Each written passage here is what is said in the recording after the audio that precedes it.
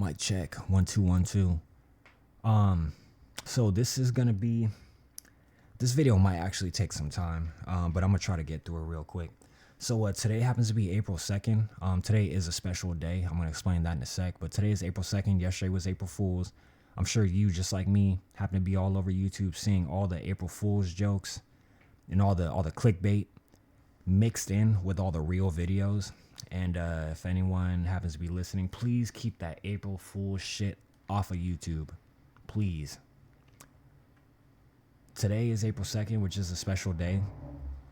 If you've seen Biohazard RX12, which is in my playlist, one of my playlists, it was hosted by me and Afro Samus, and within it we showed the Nintendo Switch 2 preview. Today was the day when they did the Nintendo Direct, which is basically a roadmap for stuff that Nintendo is doing in the future. But on today's episode of it, they showed off the Nintendo Switch 2. So this right here that we have in front of us is the Nintendo Switch 2 overview trailer. I'm just gonna play a piece of this, and if you are interested, I definitely recommend going and seeing the whole presentation. It's like an hour long, but go peep the whole presentation. It's gonna be Nintendo Switch 2 Nintendo Direct.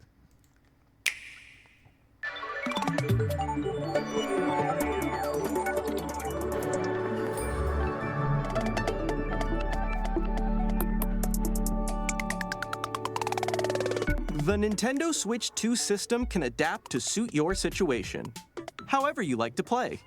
In TV mode, use the dock to play on a bigger screen. In tabletop mode, place your system however you like using the stand, and share a controller with a friend. In handheld mode, play anywhere you go. With these three play modes, you can enjoy playing whenever and wherever you want. All together, anytime, There we go. That's what I wanted to point out. So for one, the first thing I want to say is if you happen to go on my page and you watch my live stream from yesterday, I happen to be playing Tekken 8, which is in season 2, the new season. They just patched the game and added new features and all this shit. Go look at the game, bruh. Like I pointed out for the second day in a row, actually, because I streamed the game the day before and deleted that shit. But I pointed out the fact that these motherfuckers don't know what the fuck they're doing, and they're from Japan as well. So like I don't know why they're not talking to other game developers, but they did some things to their game. A game I love, I had been rocking with, even when everyone else hated it. I was still rocking with it, and they went and just fucked the game up in order to try to I don't know what they were trying to do. I think that they were trying to listen to too many people on Twitter and base decisions off of what they're saying is going to help the game. But ultimately, they fucked the game up. And right now, if you go online, their game is getting a lot of hate. If you watch my live stream at the end of it, I point out how the game is still fucked up. Like, they fucked it up. They fucked it up. I swear, just go find the live stream and watch that shit. I dare you. Just watch it. Watch the whole thing entirely. They fucked the shit up. And I'm a gamer. If you go on my page and click on the Poltergeist arcade playlist, enough said. So Zelda, however, happens to be a #1 selling franchise from Nintendo. Zelda itself has been around since the 80s. Robin Williams, RIP, named one of his children after the Zelda franchise. The Zelda franchise has always centered around music, and the reason why Nintendo is kicking everyone's ass and this system that's in front of you is going to make so much fucking money when it releases in, I think, like 2 or 3 months. That system's releasing in 2 months, actually. So yeah, marketing wise, that's a great idea for them. Their system is completely out the way of GTA 6 when that releases. So they're about to make so much money. I remember years back, me and someone were having a conversation about Xbox, PlayStation, and Nintendo. And they tried to tell me Nintendo's a piece of shit. It's underpowered, blah, blah, blah, blah, blah. But if you really pay attention to the news, Xbox ain't going to be making systems no more. I wonder why.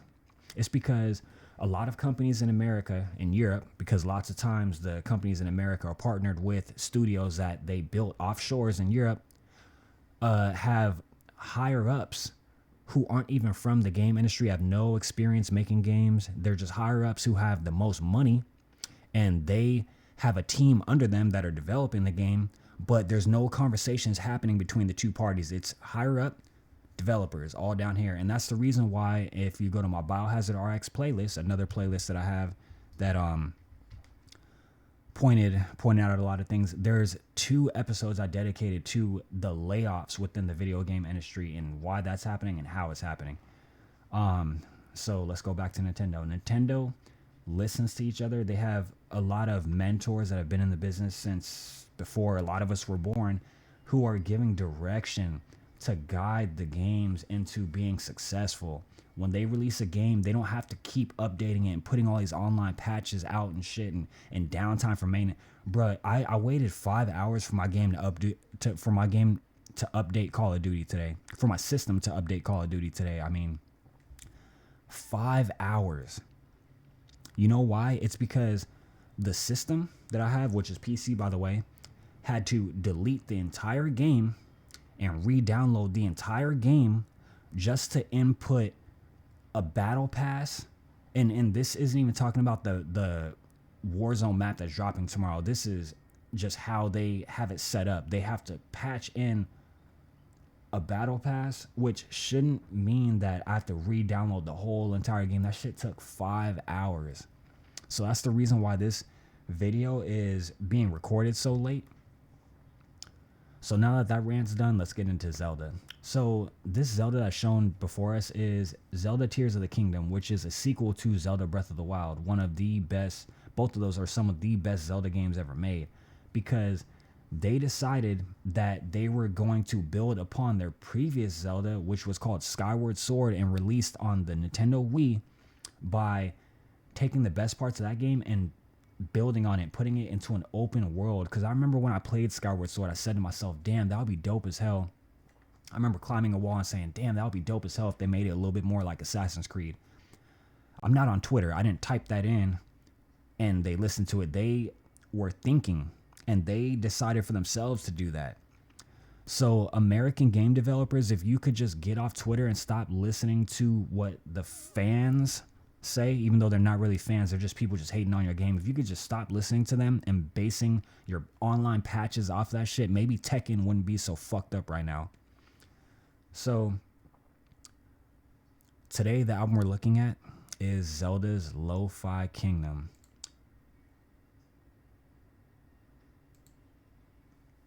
Zelda's Lofi Kingdom is a game that's made by Gamechops and Jokabi. Gamechops primarily are some people I listen to every now and then.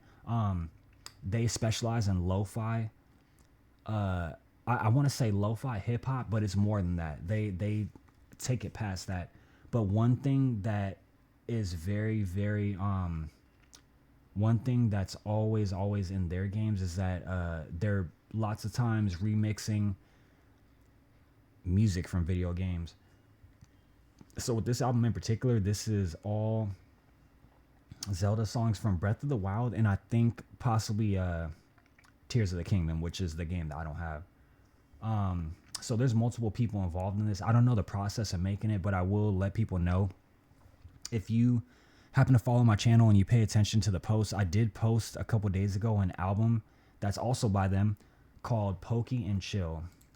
And I just want to point out how many albums they have in general. A lot of these are video game themed, but this one right here, Pokey and Chill, this one right here is really good. This is, in my opinion, a classic, but it's one that I'm not going to review. I posted it so that people could go listen to it, but I'm not going to review that one. They have so many albums, like, people don't understand. Like, when I first started listening to them, this list was half of what it is now. It was literally half of this. And shout outs to Gamechops. This is Gamechops' album discography on Spotify. So shout outs to Gamechops, because even when I look through these, they are collaborating with a lot of people. They collaborate with a lot of Beats of Rage. I haven't listened to this.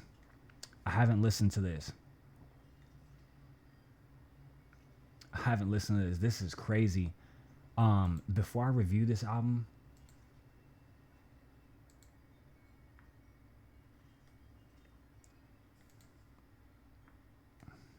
So for those who are familiar, I make music too.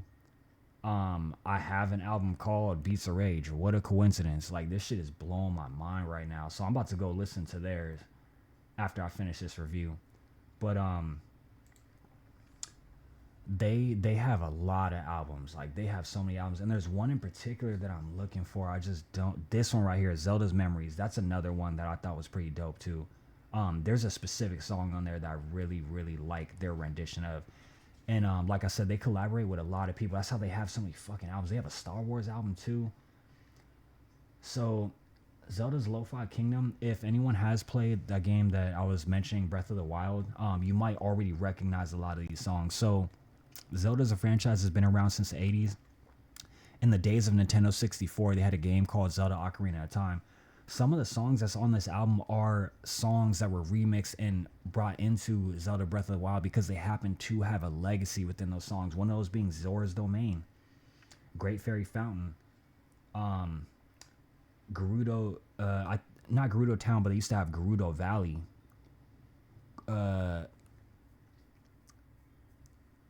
They used to have a forest in Ocarina of Time. It wasn't called, I don't think it was called Korok Forest though.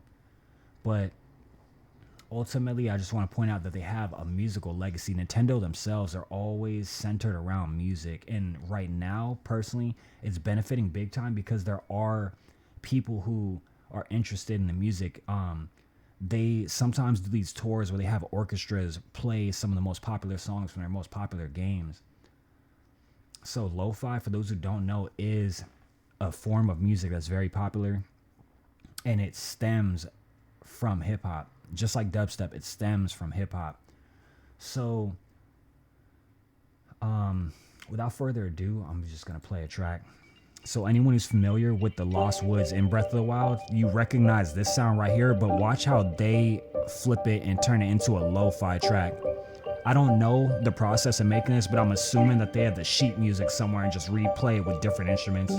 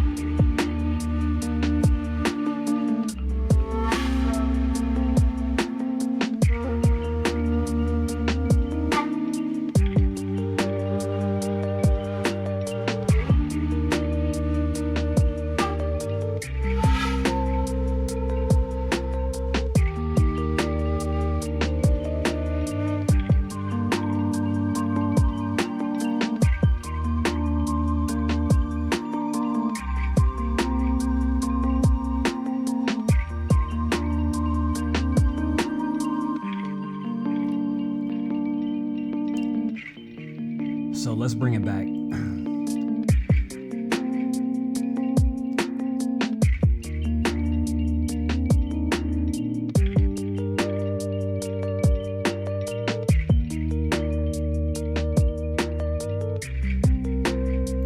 I don't know what that jingling sound is in the back, but that's one of the instruments that's from the actual song. It's crazy too, because it's like when I listen to this, I'm just thinking back to in the game. There's a part where so basically you're given a map and there's a part that's blacked out and you go there, and I think it says Lost Woods, but it's basically just blacked out, and you go there and it's a really dark woods. Their woods is really, really dark, and all you have is a torch. And all you can see is 5 feet in front of you. The flame on the torch blows in different directions, and you're supposed to follow the direction that the torch blows in to guide you through this maze. It's technically a maze, but then when you reach the end of that maze, you end up at Korok Forest.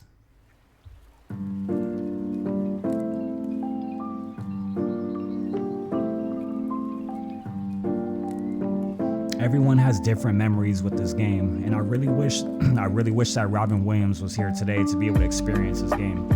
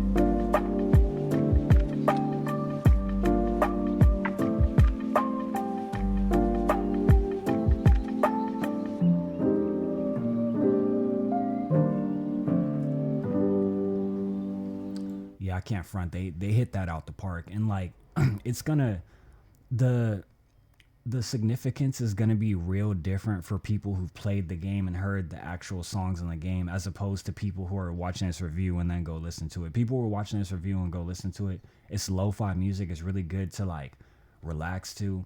It's really good music to do dishes to, do chores to. It's really good to drive to. If you live in the hood, you might be sick of the shit that's going on, shootings, fucking Rico cases and shit like that. This is a really good album to bump because it'll put you in a different mind state, like a really relaxed mind state. And that's one thing I can say about all the lo-fi albums that they make. I don't listen to every lo-fi album ever, but they are masters of their lo-fi. Like all their drums hit. And the part that I look for is the instrumentalization. How much of the normal instrumentalization from it do they recreate? And lots of times they do drift off and do their own thing. But to me, that's the downfall of a lot of lo-fi hip hop. Whenever I listen to lo-fi and it's based off of something, whether it be a Tupac song, because there is a Tupac lo-fi album out there if you haven't heard it. Lots of times they don't sound anything like whatever is in the title. For example, the Tupac lo-fi album. When I click on specific songs like Hail Mary, I expect it to sound a little bit like Hail Mary. But when it don't sound like Hail Mary, automatically to me, it's clickbait with a prestigious artist name in it to get more listens. And that's a no-no. That's one thing that we got to keep out of the community, straight up. This, however, this is on point. This is what it's supposed to be. The Korok Forest and Lost Woods sound like how they're supposed to sound, but they still do twist it and do their own thing with it. So salutes to Gamechops, salutes to Jokabi, salutes to Jokabi. Rito Village is my number one favorite track out this, but I can't play that song right now. That shit gets me emotional. The Hateno Village is another dope track too. But even before I play that, I want to point out Lurelin Village. Lurelin Village, if you have the game and you look at the map, Lurelin Village is going to be at the southwest, the very, very southwest tip of the entire map. It's a really chill beach area, and there's fishermen there who collect fish, and you can go there and cook fish and buy, you can buy stuff, and I think that there's like treasure hidden somewhere around there. But when I listen to this music, those are the memories I get. I get specific memories of the game. A lot of people have specific memories tied to the game and the franchise. Hateno Village is I think that's the village that's next to the village where you get your house. Because in the game you do get a house, but you have to like gather the supplies to build it.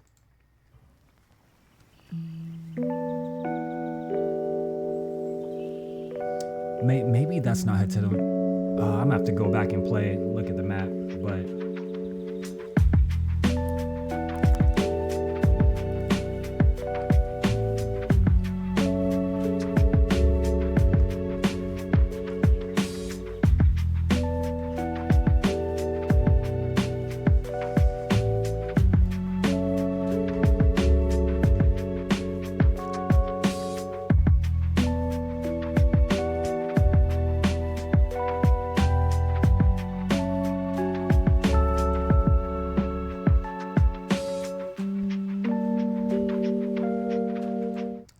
So for those that know, I have a sister who moved to a different state. She's no longer really with us. I don't really like her anyways. She used to always get on my fucking nerves. But years back, she used to claim to be a Zelda fan, so I got her this fucking book, this big, thick-ass book, so that she could have something to read. But, of course, she never opened this book because she pretends to be fans of shit. So I completely forgot that I kept this book. And this is a book that has the map of the game somewhere in here.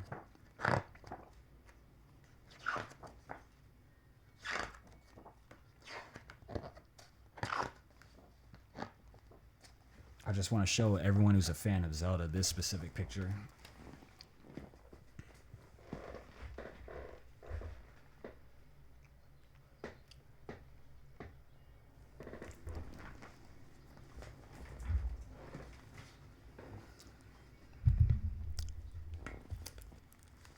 So yeah, like I said, Zelda has a long legacy, and I have a friend who's in my Discord. She used to stream on Twitch. She used to stream every Zelda game except for Breath of the Wild, which is the one I would tell her, turn this game off and get on Breath of the Wild, and she would never listen because she happens to have a lot of Caucasian people in her chat who automatically are placed higher, opinion-wise, than people of color, as always in America. So even now till this day, me and her can't have a conversation about this game. We have nothing to talk about because she didn't listen. It's as if I don't know what I'm talking about. But this is the #1 selling Zelda game, period. So anyone who's trying to tell you otherwise is tripping. Straight up. So let's get into The Great Fairy Fountain, another very popular Zelda song that has always been guiding through the franchise.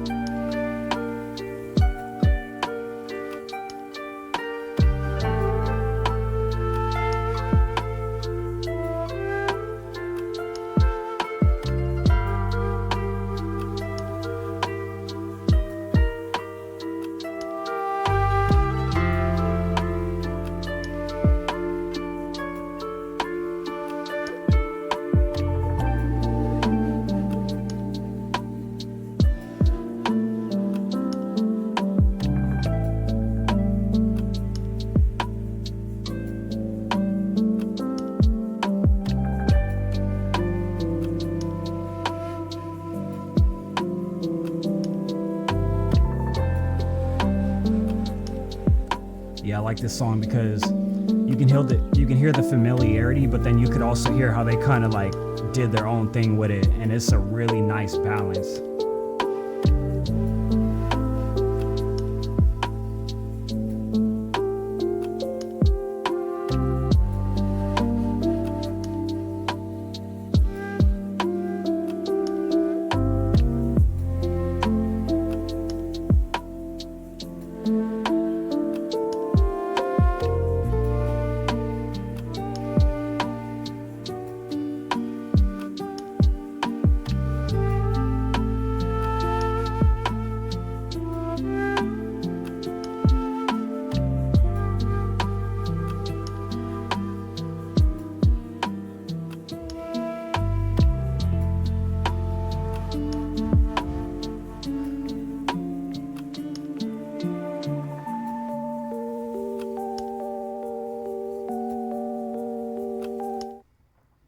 Not gonna play that whole track, but you kind of get what I'm saying. Like Zelda itself has been always based around music, and these people, I'm assuming that they took the sheet music and were able to use that as a base for getting this album off. But this album, it clocks in at about 40 minutes. It's got some of the most popular songs within that specific game. And Zelda as a franchise in general has so much music. So there's still plenty of songs out there that are Zelda tracks, but these are popular songs from that specific game, which is Breath of the Wild. That picture that I just showed you in that book is real important because it shows a previous version of Zelda. I mean, a previous version of Link handing off the Master Sword to the Link that's in Breath of the Wild. And to me, that's real significant, real important. And that's also the reason why I was trying to tell my homegirl that she needs to get on this fucking game. This is Zelda history. If you claim that you're a fan of Zelda and haven't played Breath of the Wild and you have the game and you haven't tried to play it because you're holding off to play it for some other time or some shit, you're tripping. You're fucking tripping. I'm gonna close this out there. This is one of my favorite lo-fi albums from them. And by the way, they have fire. They have a lot of lo-fi albums that are awesome. This one right here, it's a little bit shorter, but I really like this one as well because I have specific memories with having a Wii system. Me and my homies waited outside Best Buy for that shit for like a day or so. And that's something I only did once in my life. I ain't never doing it again. But that shit itself was a vibe when I think back on it. This one right here, Zelda's Memories, that's another good one too. It's a little bit shorter from what I remember. That's a good one.